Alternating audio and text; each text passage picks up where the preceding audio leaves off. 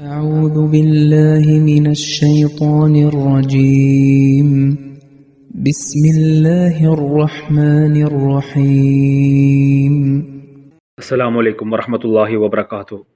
പരിശുദ്ധ ഖുർആനിലെ 111-ാമത്തെ അധ്യായമായ സൂറത്തുൽ ലഹബിൻ്റെ വിശദീകരണമാണ് കഴിഞ്ഞ ചില ദർസുകളിലായി ചർച്ച ചെയ്തു വരുന്നത്. ഇന്നും അതിൻ്റെ തുടർന്നുള്ള കാര്യങ്ങളാണ് ചർച്ച ചെയ്യാൻ പോകുന്നത്. വബില്ലാഹി തൗഫീഖ്.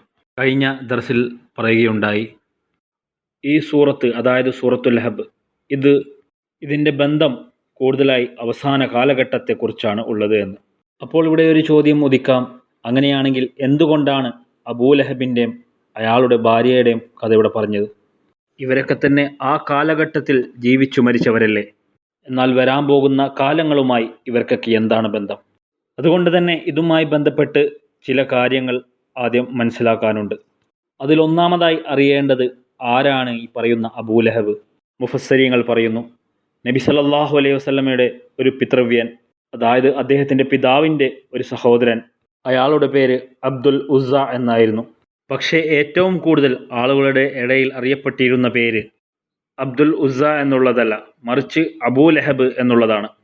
അയാൾ ഈ പേരിൽ അറിയപ്പെടാൻ കാരണം അയാൾ നല്ല വെളുത്തിട്ടുള്ള ആളായിരുന്നു. അതുപോലെ തന്നെ നല്ല തിളങ്ങുന്ന ശോഭിക്കുന്ന നിറം ഉണ്ടായിരുന്നതുകൊണ്ട് ആളുകൾക്കിടയിൽ അബൂലഹബ് എന്നാണ് അറിയപ്പെട്ടിരുന്നത്. വിശുദ്ധ ഖുർആനിലെ സൂറത്തുൽ ലഹബിൽ ഇയാളിൻ്റെ എതിർപ്പിനെക്കുറിച്ച് സൂചിപ്പിക്കുന്നു. എന്നാൽ ഇവിടെ ഓർക്കേണ്ട മറ്റൊരു കാര്യം, ശത്രുതയിൽ അബൂലഹബിനേക്കാളും കൂടുതൽ ശത്രുത കാണിച്ച വ്യക്തിയായിരുന്നു അബൂജഹൽ. പക്ഷേ പരിശുദ്ധ ഖുർആൻ പരിശോധിക്കുകയാണെങ്കിൽ പ്രവാചകൻ സല്ലല്ലാഹു അലൈഹി വസല്ലമിൻ്റെ മറ്റൊരു ശത്രുവിൻ്റെ പേരും ഇതുപോലെ എടുത്തു പറഞ്ഞിട്ടില്ല. പകരം ഒരു ശത്രുവിനെ പരാമർശിക്കുകയാണെങ്കിൽ അത് പൊതുവായുള്ളതും വ്യത്യസ്ത ആളുകൾക്ക് ബാധകമാക്കാവുന്നതുമായ ഒരു സൂചന പോലെയാണ് പറഞ്ഞിട്ടുള്ളത്. ഉദാഹരണത്തിന്, ആദം അലൈഹിസ്സലാത്തു വസ്സലാമിൻ്റെ ശത്രുവിനെ 2 നാമങ്ങൾ ഉപയോഗിച്ചാണ് ഓർമ്മിക്കുന്നത്. ഒന്ന് ശൈത്താനും രണ്ടാമത്തത് ഇബ്ലീസും. അതുപോലെ തന്നെ നബി സല്ലല്ലാഹു അലൈഹി വസല്ലമക്കെതിരെ പോരാടാൻ ആളുകളെ പ്രേരിപ്പിച്ച ഒരു കടുത്ത എതിരാളിയെ ശൈത്താൻ എന്ന നാമത്തിലാണ് അഭിസംബോധന ചെയ്തിരിക്കുന്നത്.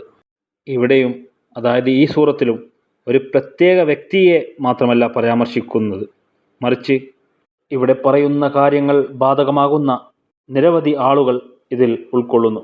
വിശുദ്ധ ഖുർആനിൻ്റെ ഈ വിധത്തിലുള്ള സംസാര രീതി പരിഗണിക്കുമ്പോൾ ശത്രുതയിൽ മറ്റു പല ശത്രുക്കളെക്കാളും താഴ്ന്നവനായിരുന്ന അബ്ദുൽ ഉസ്സയെക്കുറിച്ച് മാത്രമാണ് ഇവിടെ പരാമർശിക്കുന്നത് എന്ന് നമുക്ക് പറയാൻ കഴിയില്ല. മറിച്ച് നബി സല്ലല്ലാഹു അലൈഹി വസല്ലമക്കെതിരെ പോരാടാൻ ആളുകളെ പ്രേരിപ്പിച്ച അത്തരം ചില ശത്രുക്കളെയാണ് ഇവിടെ പരാമർശിച്ചിട്ടുള്ളത് എന്ന് നമുക്ക് പറയാം. അല്ലാതെ മുഫസ്സിരീങ്ങൾ പറയുന്നത് പോലെ ചുവന്നതും വെളുത്തതുമായ മുഖമുള്ള തിരുനബി സല്ലല്ലാഹു അലൈഹി വസല്ലമയുടെ ഒരു പിതൃവ്യനെക്കുറിച്ചാണ് അതിൽ പരാമർശിച്ചു വരുന്നത് എന്ന പ്രസ്താവന ശരിയാണെന്ന് തോന്നുന്നില്ല. അബൂലഹബ് എന്ന വാക്ക് സൂചിപ്പിക്കുന്നത് ആ വ്യക്തി തീ കൊളുത്തിയിരുന്നു എന്നാണ്. അതായത് ആളുകളെ നബി സല്ലല്ലാഹു അലൈഹി വസല്ലമക്കെതിരെ പോരാടാൻ പ്രേരിപ്പിച്ചു എന്നാണ്.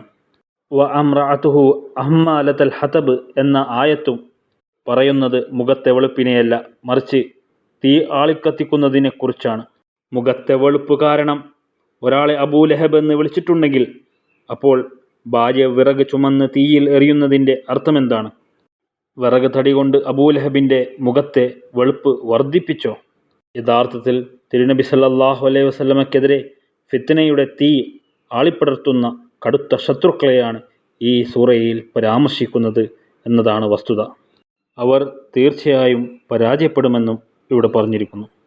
എന്നാൽ ഇവിടെ പ്രധാനപ്പെട്ട മറ്റൊരു കാര്യം, വ്യാഖ്യാനത്തിൽ ഏറ്റവും പ്രധാനപ്പെട്ട സ്ഥാനം വഹിക്കുന്ന ഘടകമാണ് സൂറത്തുകളുടെ ക്രമം. അത് കണക്കിലെടുക്കുമ്പോൾ ഈ സൂറത്ത് അവസാനത്തെ യുഗത്തെ പരാമർശിക്കുന്നു. ആ സമൂഹം തൻ്റെ അയൽ സമൂഹങ്ങളെ തന്നോടൊപ്പം ഒന്നിപ്പിക്കാൻ ശ്രമിക്കുമെന്നും അവർ അതിൻ്റെ കൈ പോലെ ആയിരിക്കുമെന്നും, അതായത് അത് അതിൻ്റെ സഹായി ആയിരിക്കുമെന്നും പറയപ്പെടുന്നു. ഈ കാലഘട്ടത്തിൽ ഇസ്ലാമിനെതിരെയോ തിരുനബി സല്ലല്ലാഹു അലൈഹി വസല്ലമക്കെതിരെയോ ഒന്നിക്കുന്ന 2 വിഭാഗങ്ങൾ മാത്രമേ ഉള്ളൂ എന്ന് നാം കാണുന്നു. ഒരു ഗ്രൂപ്പിൽ ചില പാശ്ചാത്യ ശക്തികളും അവരുടെ സഖ്യകക്ഷികളും ഉൾക്കൊള്ളുന്നു. മറ്റേത് കിഴക്കൻ ശക്തികളും അവരുടെ സഖ്യകക്ഷികളും ഉൾക്കൊള്ളുന്നു.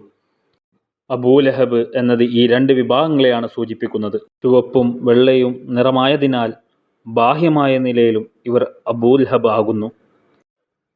അതുപോലെ തന്നെ അഗ്നിയുദ്ധത്തിനു വേണ്ടി തയ്യാറെടുക്കുന്നതിനാലും ആറ്റം ബോംബുകളും ഹൈഡ്രജൻ ബോംബുകളും തയ്യാറാക്കുന്നതിനാലും ഇവർ ഉള്ളിൽ നിന്ന് അബൂലഹബാകുന്നു. ഇവരിൽ ഒരു കൂട്ടർ തിരുനബി സല്ലല്ലാഹു അലൈഹി വസല്ലമയ്ക്കെതിരെ സാഹിത്യങ്ങൾ നിർമ്മിക്കുകയും ഇസ്ലാമിക ഭരണകൂടങ്ങൾക്കെതിരെ നടപടിയെടുക്കുകയും ചെയ്യുന്നു. മറ്റൊരു കൂട്ടം അള്ളാഹുവിനെതിരെ പോരാടുകയും നിരീശ്വരത്വം പ്രചരിപ്പിക്കുകയും ചെയ്യുന്നു.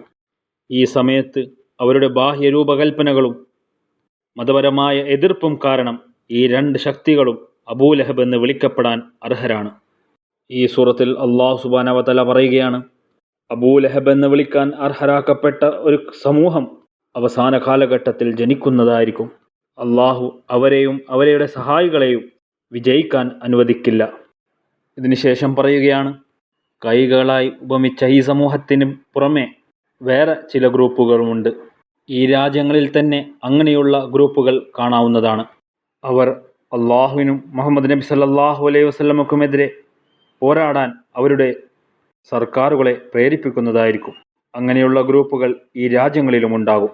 പാശ്ചാത്യ രാജ്യങ്ങളിലും പൗരസ്ത്യ രാജ്യങ്ങളിലും ഇത്തരം ഗ്രൂപ്പുകൾ ഉണ്ടെന്നത് വ്യക്തമാണ്. ഈ ഗ്രൂപ്പുകൾ അവരുടെ ഉള്ളിൽ തന്നെ ഉള്ളത് ആയതിനാൽ അവരുടെ പേര് ഇമ്രഅത്തുൻ എന്ന് നൽകിയിരിക്കുന്നു, അതായത് ഭാര്യ എന്നർത്ഥം. അള്ളാഹു മുന്നോട്ട് പറയുന്നു, അബൂലഹബിൻ്റെ ഭാര്യയും നശിപ്പിക്കപ്പെടും. അതായത് വിറക് ചേർത്ത് സർക്കാരിൻ്റെ അഗ്നിശക്തി വർദ്ധിപ്പിക്കുന്ന ഈ രാജ്യങ്ങളിലെ ഗ്രൂപ്പുകളും ദുർബലമാവുകയും കഷ്ടപ്പെടുകയും ചെയ്യും. ഈ സ്ഥലത്ത് വിറക് വെക്കുന്നതിൻ്റെ അർത്ഥം അവർ ഇത്തരം കാര്യങ്ങൾ ചെയ്യാൻ സർക്കാരിനെ പ്രോത്സാഹിപ്പിക്കുന്നു എന്നതാണ്. ഇസ്ലാം വിരുദ്ധ സാഹിത്യം എഴുതുകയും ഈ രാജ്യങ്ങളെ ഇസ്രായേലിനെ പിന്തുണയ്ക്കാൻ പ്രേരിപ്പിക്കുകയും ചെയ്യുന്നവർ പാശ്ചാത്യ രാജ്യങ്ങളിൽ ഉള്ളതുപോലെ, അതുപോലെ തന്നെ നിരീശ്വരവാദത്തെ പിന്തുണയ്ക്കാനും ഏകദൈവവിശ്വാസത്തിനെതിരെ യുദ്ധം ചെയ്യാനും തങ്ങളുടെ രാഷ്ട്രത്തെയും അവരുടെ സർക്കാരിനെയും നിരന്തരമായി പ്രേരിപ്പിക്കുന്ന ആളുകളുമുണ്ട്. ഈ സൂറത്തിൽ നിന്ന് മനസ്സിലാക്കാൻ കഴിയുന്നത് സർവശക്തനായ അള്ളാഹു ഈ രണ്ട് ഫിത്നകളെയും ഇല്ലാതാക്കുമെന്ന്. അത് പാശ്ചാത്യ ജനാധിപത്യത്തിലെ ആക്രമണകാരികളായിക്കോട്ടെ, അതല്ലെങ്കിൽ എതിരിലുള്ള പൗരസ്ത്യ ശക്തികളുടെ ആക്രമണകാരികളായിക്കോട്ടെ, ഇവർ രണ്ടുപേരും സുരക്ഷിതരല്ല എന്നാണ് അള്ളാഹു ഈ സൂറത്തിലൂടെ നമ്മെ അറിയിക്കുന്നത്. ഈ സൂറത്തിൻ്റെ ഒരു ചെറിയൊരു സമ്മറിയാണ് കഴിഞ്ഞ 2 ദർസുകളിലും അതുപോലെ തന്നെ ഈ ദർസിലും നാം ചർച്ച ചെയ്തത്. ഇനി ഇതിൻ്റെ ഓരോ ആയത്തുകളെക്കുറിച്ചും ചർച്ച ചെയ്യേണ്ടതുണ്ട്. ഇൻഷാ അല്ലാഹ് അടുത്ത ദർസ് മുതൽ അത് തുടങ്ങുന്നതായിരിക്കും. വബില്ലാഹി തൗഫീഖ്. ജസാക്കുമുല്ലാഹ്. വാഖിർ ദഅവാനാ അൽഹംദുലില്ലാഹി റബ്ബിൽ ആലമീൻ.